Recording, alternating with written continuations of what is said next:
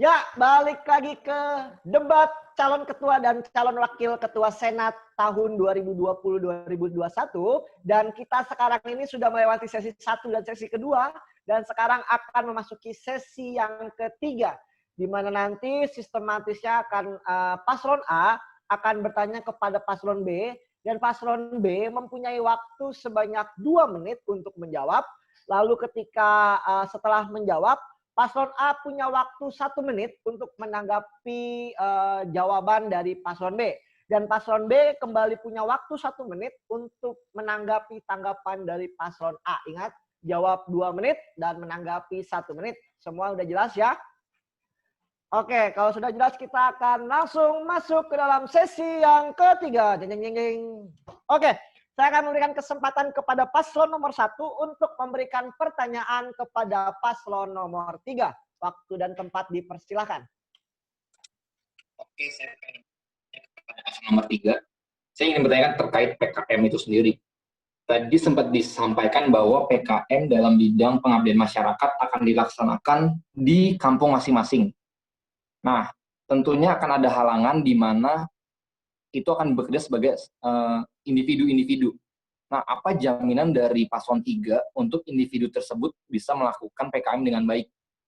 Sehingga akreditasi dari kampus itu sendiri akan ditingkatkan. Seperti itu. Terima kasih.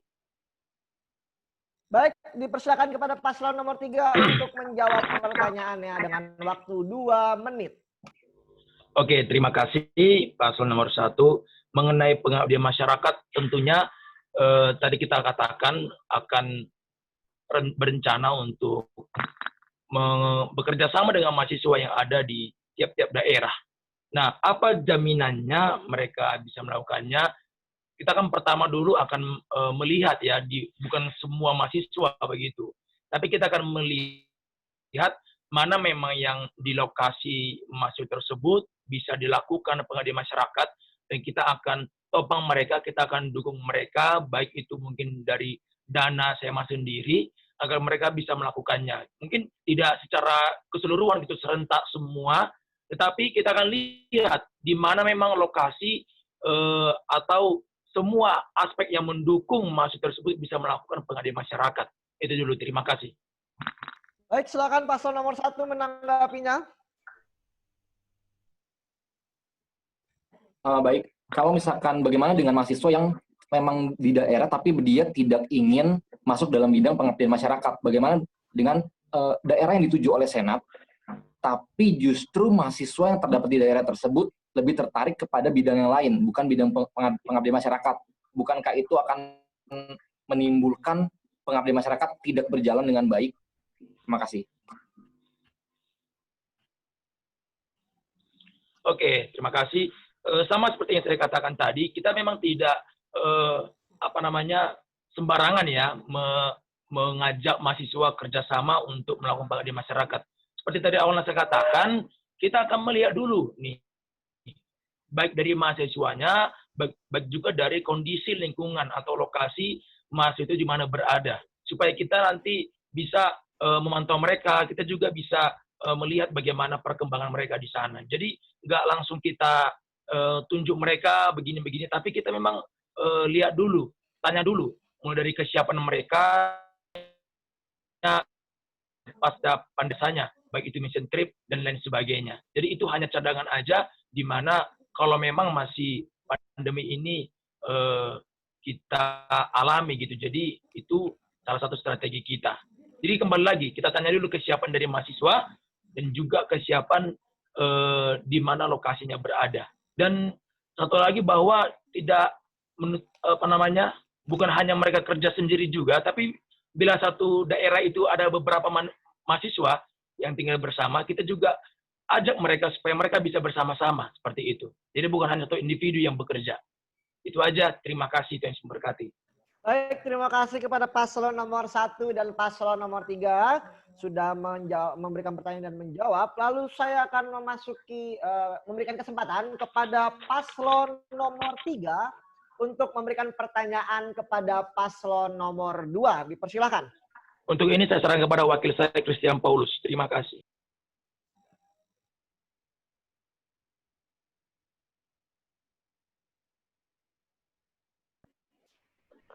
Sebelumnya saya serahkan kembali kepada Bang Ucok.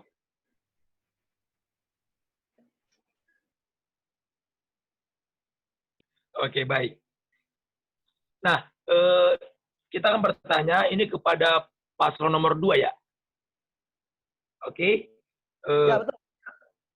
Mengenai UKM, ya kan, anak-anak di STT Battle Indonesia ya sangat menyukai UKM, terkhusus di UKM futsal dan UKM olahraga lainnya yang bersifat secara fisik begitu.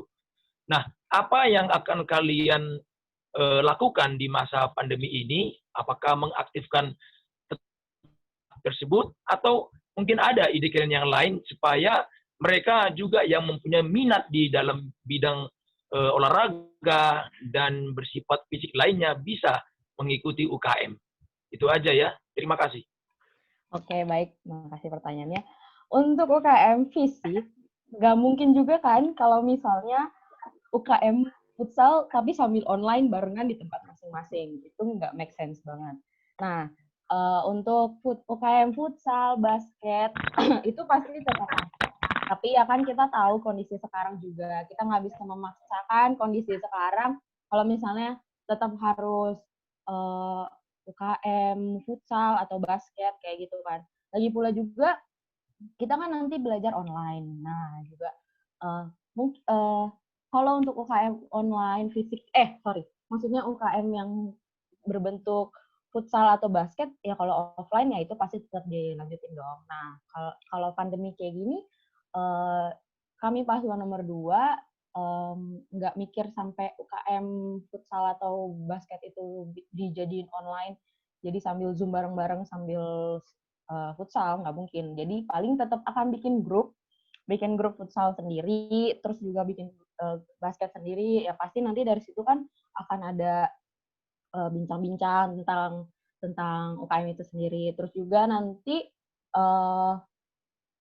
kami berusaha sih yang pastinya. Terus juga kalau lagi pula kan setiap mahasiswa nggak mungkin juga cuman main futsal atau basket aja kan. Pasti dia punya pasti dia punya kesukaan yang lain, seperti anak seminari kan hampir semua itu bisa main musik. Nah, dari situ kan mereka juga bisa menjadikan UKM futsal atau basket itu di nomor 2 kan. Nanti yang nomor pertama itu sementara untuk online mereka bisa ikut UKM band kayak gitu. Jadi kayak gitu. Terima kasih.